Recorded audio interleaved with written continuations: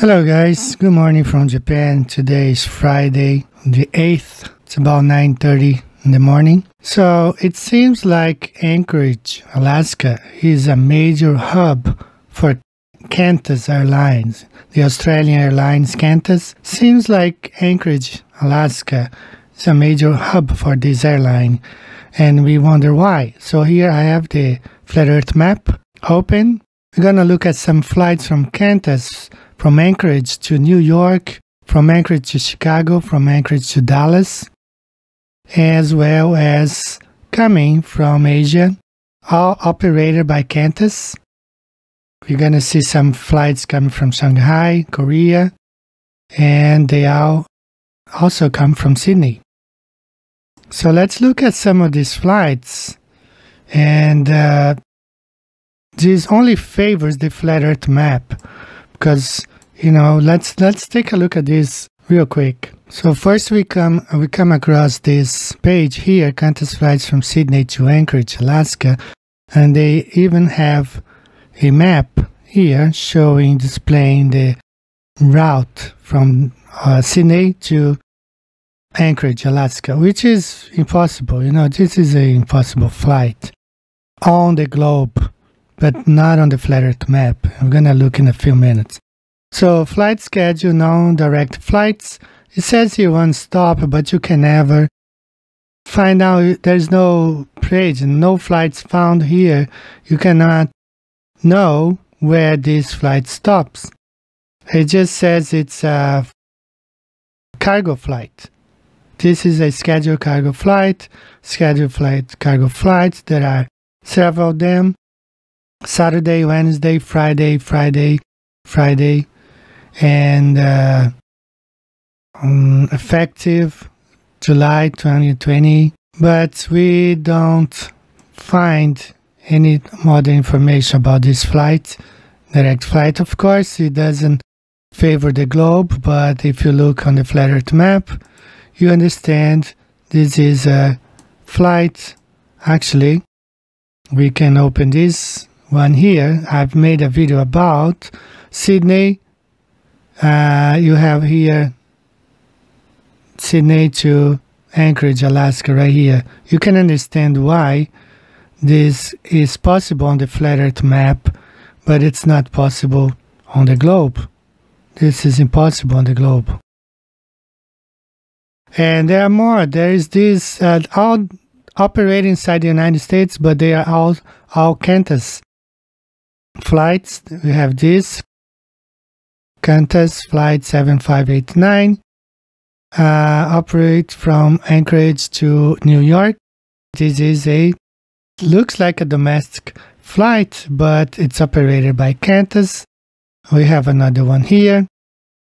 This is another map of the flights coming from Sydney, stop in Asia. It makes more sense on the Flat Earth map, as I'm going to show. But this is a flight Anchorage to Chicago. And here you have from Seoul to Anchorage. This is a flight landed Shanghai to Anchorage. We're going to look at these flights on the Flat Earth map in a minute. We have here Anchorage to Dallas, Anchorage to Chicago, and Anchorage, Dallas. It's another word. Now this one here was sent to me by Albino Galoppini. He's an Italian author. He wrote 2 books about Bill Casing, the biography of Bill Casing, part 1 and part 2. And he sent me this, showing these flights from Anchorage to Chicago operated by no other than QANTAS. That's the QANTAS flight 7557. So when we look at the Flat Earth map, we can understand why these flights come from Sydney towards the United States.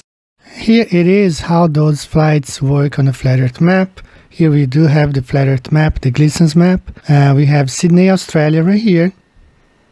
And we have the cities of Shanghai, we have Korea here, we have Tokyo, we have Anchorage, and we have New York, we have Chicago, we have Dallas. Those flights make way more sense when you plug them, you look at them on the flat earth map. There are flights, straight flights from Sydney to Anchorage, but we could not see. This says there is one stop, but we don't know where. But anyway, those flights favor the flat earth map. It does not favor the globe model. And why is QANTAS operating all these flights here domestically from Anchorage to New York to Chicago and to Dallas? And you don't see flights, as I encourage you to watch my video, Flights Australia to North America, Fly North of Hawaii, Proving Flat Earth, because you will see there are no flights, including the flights that are supposed to be flying over Mexico towards Houston and Dallas, but at the same time you cannot find a flight to Mexico City. The QANTAS does not fly.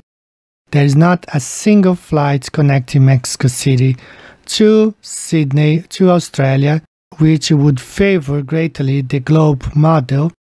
But you cannot find all those flights. If you want to fly to Mexico from Australia, you need to fly through one of these cities here, either Houston or Dallas, San Francisco, Los Angeles, Vancouver. But you cannot find a flight coming from Mexico City, from Sydney to Mexico City. I did find a PDF online stating that QANTAS had plans to fly from Sydney to Mexico City by 2024, but they were waiting for some improvements in aircraft autonomy. They were waiting for improvements in autonomy, and so they could fly. So that only favors the flat Earth model. So going back here to the other map, this one, coming back here, you understand now why these flights will favor the flat Earth map. Now I'm going to play right here a video that shows a case in the 1990s where Northwest Airlines and Australia were fighting over this route, New York, Tokyo, and Sydney.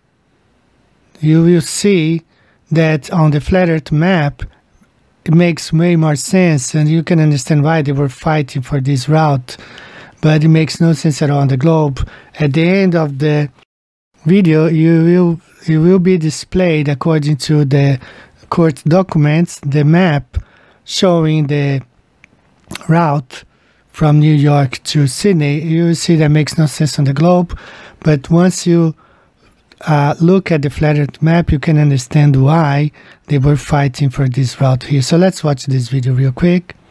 Dispute resolution in international aviation. Australia v. US, 1993. US-Australia bilateral. The United States may designate a carrier to serve the North Pacific route between the US to any 2 points in Australia via Canada, Japan, Southeast Asia and the Philippines.